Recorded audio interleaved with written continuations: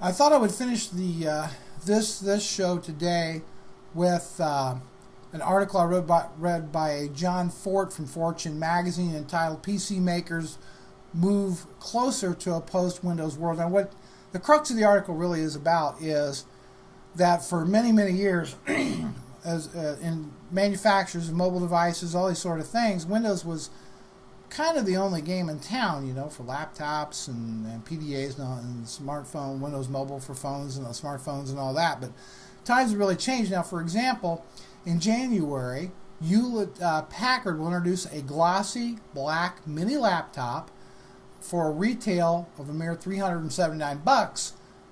And when it does, it'll become the first major competitor this decade, besides Apple, of course, to push a non-Windows PC in stores. Really, they want to really push this thing out there. The Linux-based version of it is called the HP Mini 1000. Will not stop Windows, of course, but it will add to a growing sense that the iconic Windows operating system's best days might be behind it. The article goes on to say, since we first began to fall in love with personal computer, and before we met YouTube and Google and cable and DSL, Microsoft Windows pretty much had run of the show, which is really true.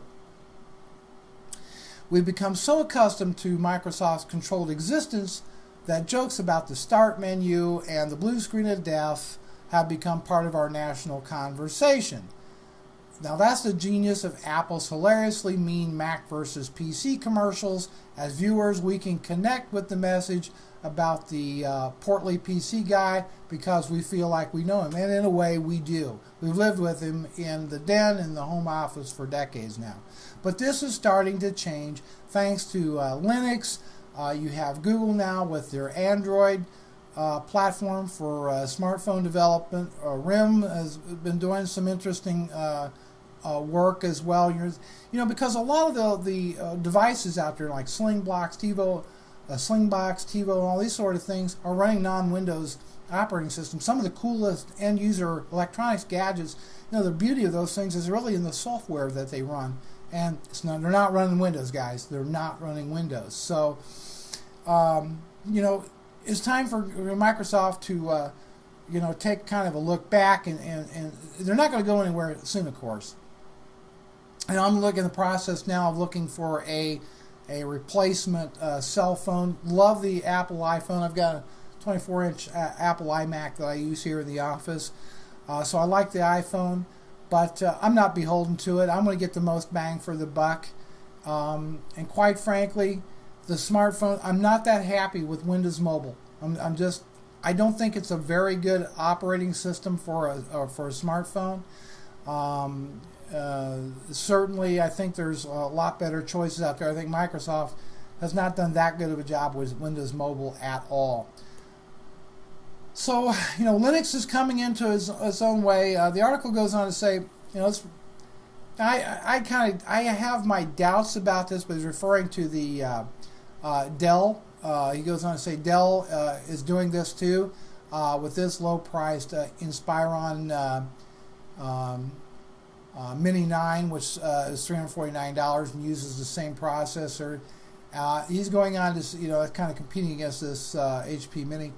But he goes on to say that this is part of the Windows Vista backlash that really matters, said IDC analyst Richard Shim, who had recently seen HP's Linux Mini laptop. It's especially notable that HP and Dell are experimenting with highly visible non-Windows options.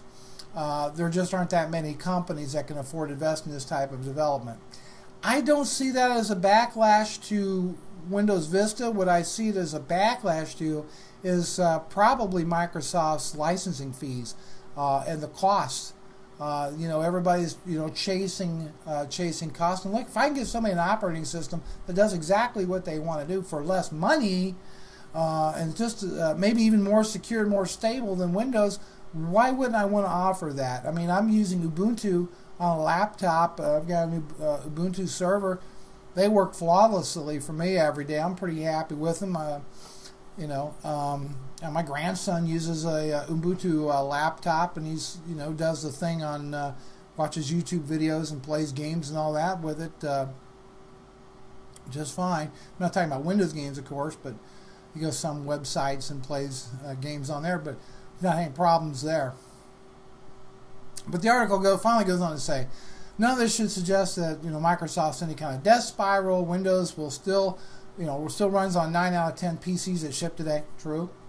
And practically mints money for its parent company. Last quarter's the Windows Client Division turned in $4.2 billion in sales in one quarter now, slightly up from a year ago. So, they're pouring $8 billion a year into R&D at Microsoft. So they're not going away anywhere soon, but they do need to take heed to the fact that, maybe their licensing fees are a little on the stiff side. Maybe there are some good alternatives, and maybe they do need to improve what they're doing.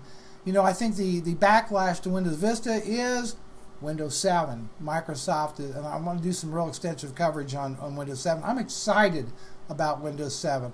I really want to like Vista. I really want to like it. I'm hearing some great things about Windows 7, so I'm excited, and I hope you will be too.